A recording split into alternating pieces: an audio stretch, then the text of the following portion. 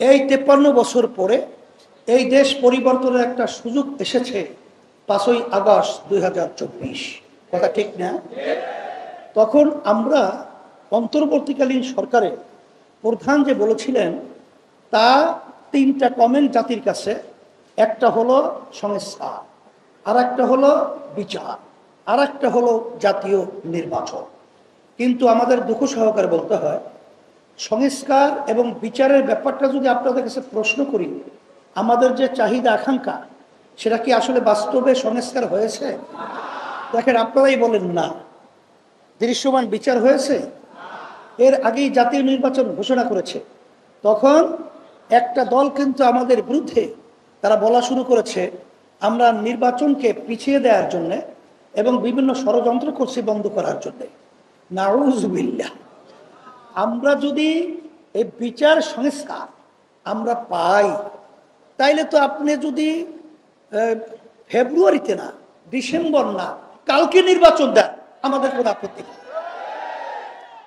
কিন্তু এতগুলো মানুষ জীবন দিল, এতগুলো মা সন্তান হারালো, এতগুলো মানুষ পঙ্গু হলো, এতগুলো মানুষ চক্ষু হারালো, তাদের একটা চেতনা নাই, তাদের একটা চাহিদা নাই যে এই দেশের মধ্যে মৌলিক রাষ্ট্রীয় সংস্কার হবে এবং খুনিদের বিচার হবে এবং টাকা পাচারকারীদের বিচার হবে। কিন্তু দুঃখ সহকারে বলতে হয়, যখন আমরা নির্বাচন পদ্ধতি 53 বছর যেভাবে দেখেছি, সেই নির্বাচনের পদ্ধতি আমরা কি দেখলাম? দিনের ভোট রাত্রের ভিতরে বাক্সে ঢুকানো। আমরা কি দেখলাম? সেন্টারকে দখল করে সাধারণ মানুষের ভোট দেওয়ার সুযোগটা দেয়া হয় নাই।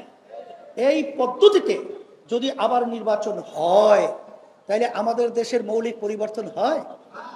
এই জন্যই তো আমরা বলেছি প্রায় 92টা মতো দেশে পিআর পদ্ধতি রয়েছে। অনেকে বিভিন্ন প্রশ্ন করে, নেপাল বিভিন্ন জায়গায় পিআর পদ্ধতি ভঙ্গুর সরকার তৈরি হয়। আমরা বলবো যে যারা পিআর অ্যাপ্লাই করেছে তারা এই পিআর থেকে কি কোনো দেশ ফিরে আসছে? আসে তো নাই। তাহলে তারা দেশের ভিতরে পিআর ব্যাপারে বুঝছে, এবং যেখানে নাই এখন কিন্তু বিভিন্ন সংগ্রাম আন্দোলন চলছে পিআর নির্বাচন বাস্তবায়নের জন্য। ব্যাখ্যা যেটা আব্দুল আউয়াল সহ আমাদের ইমতিয়াজ ভাই সহ অনেক বক্তারা দিয়েছেন, আমি নতুনভাবে আর বাড়াতে চাই না। তবে আমরা কি চেয়েছি? এই জুলাইয়ের সনদ, নির্বাচিত সরকার আইনে বৈধতা দেবে না, নির্বাচনের আগেই জুলাইয়ের সনদকে বৈধতা দিতে হবে। আমরা কি বলেছি? জুলাই সনদের মধ্যে এই যে পিলখানায় যে হত্যা হলো, এই হত্যাটা পিলখানার সেই জুলাই সনদের ভিতরে আসতে হবে। আমরা কি বলেছি? শাপলা চত্বরে যে মানুষগুলো নির্মমভাবে হত্যা করেছে তাদের লিস্ট এবং তাদের সেই ইতিহাস জুলাই সনদের ভিতরে আসতে হবে। আচ্ছা, জুলাই সনদের ব্যাপারে যদি এখানে আইনি ভিত্তি বা স্বীকৃতি তৈরি না হয়, যারা জুলাই অভ্যুত্থানে আমরা রাস্তায় ছিলাম, বর্তমান সংবিধান অনুযায়ী যদি বিচার হয়, সেখানে কিন্তু এক পর্যায়ে ফাঁসি পর্যন্ত ওই আইনে লেখা আছে। তাহলে সেখানে আপনারা যেহেতু জুলাই সনদের ভিত্তি আপনারা চান, তাইলে নির্বাচনের পরে কেন আগে দিতে সমস্যাটা কোথায়?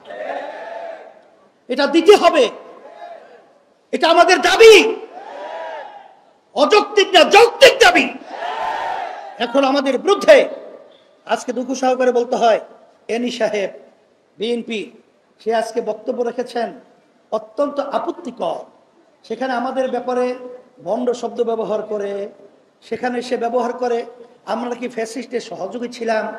আমি বলবো এই প্রশ্ন আপনার জাতির কাছে বা কাউকে না শুনিয়ে আপনি আপনার দলের সেক্রেটারি জেনারেল মহাসচিব মির্জা ফখরুল সাহেবের কাছে জিজ্ঞাসা করেন, আপনি বরকতুল্লাহ ভুলু সাহেবের কাছে জিজ্ঞাসা করে দেখেন, আপনি মেজর হাবিব সাহেবকে জিজ্ঞাসা করে দেখেন যে ফ্যাসিস্টের বিরুদ্ধে ইসলামী আন্দোলনের ভূমিকা কি ছিল, অবস্থান কি ছিল। মিথ্যা বলে দিনকে রাত পালাবেন না, এতে ফিরে আসবেন, এটা আপনাদেরকে অনুরোধ করছি।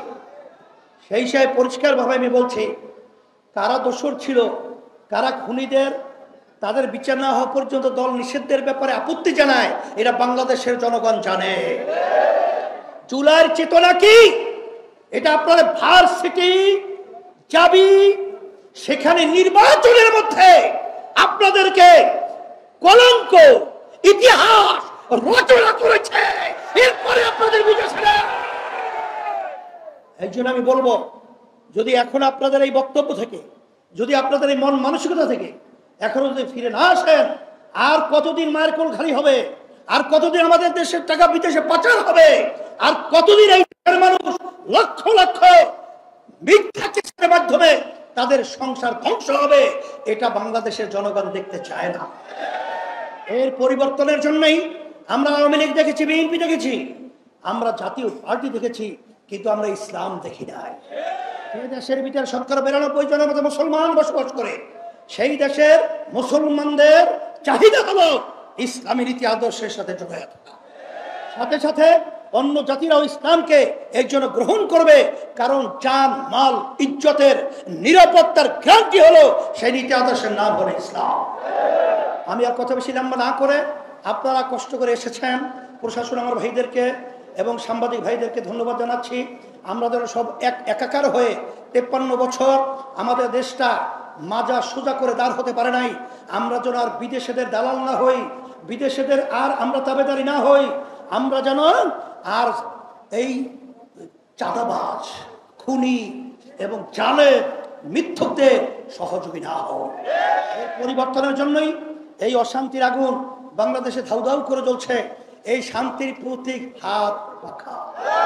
এই হাত পাখার বাতাসের মাধ্যমে এই দেশকে শান্তি করে, দুনিয়াতে শান্তি, আখেরাতে মুক্তির লক্ষ্যে আমি আপনাদের সন্তান, আমি আউয়াল সাহেব, আপনারা তো পরিচিত আছে জানেন, তার হাতে উঠিয়ে দিয়ে আপনাদের সামনে আমানত হিসেবে রেখে গেলাম।